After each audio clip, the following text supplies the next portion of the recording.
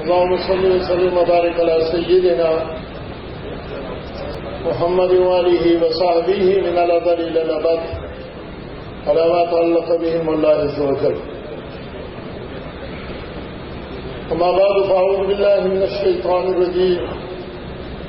بسم الله الرحمن الرحيم.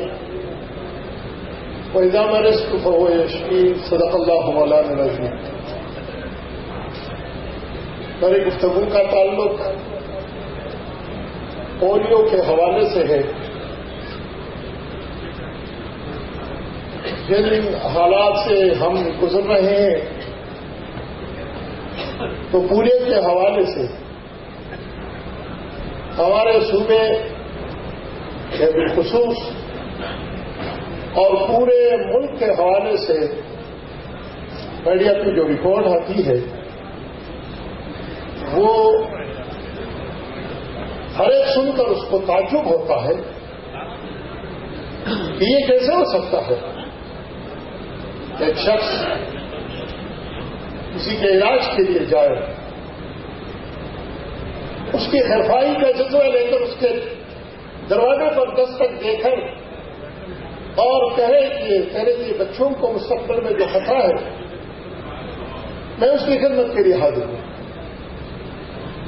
اور اچانک کوئی اٹھ کر اسی گھر یا اس کے قرب جوار سے اس آدمی کو قتل کر کے اس کے دروازے پر اس کو ڈیر کر لیتا ہے, تو عام معاشرے میں یہ خبر جو پہنچتی ہے تو لوگ حیران ہوتے ہیں کہ کیا یہ درندے ہیں, انسان کو مشکل ہے.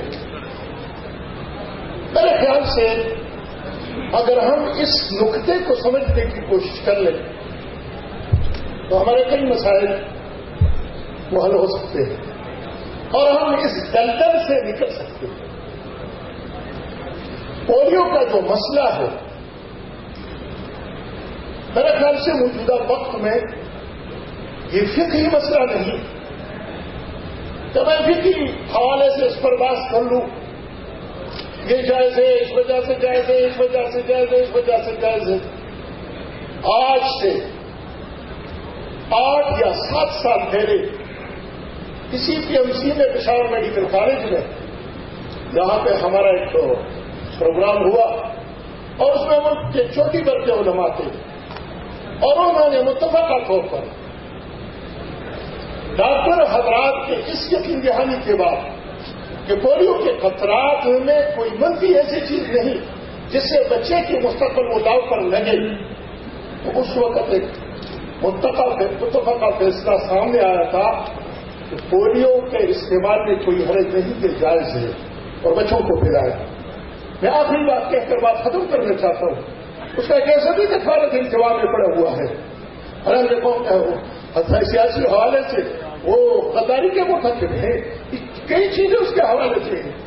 یہ چیز ایسی ہے جس سے اس معاشرے میں اعتمادی پیدا ہوتی ہے. اس کے ادارے کے لیے ایک اعتماد کی ضرورت ہے.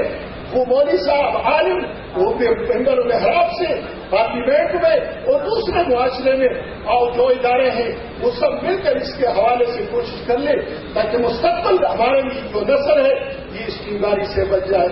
باخر دعوانا الحمدللہ.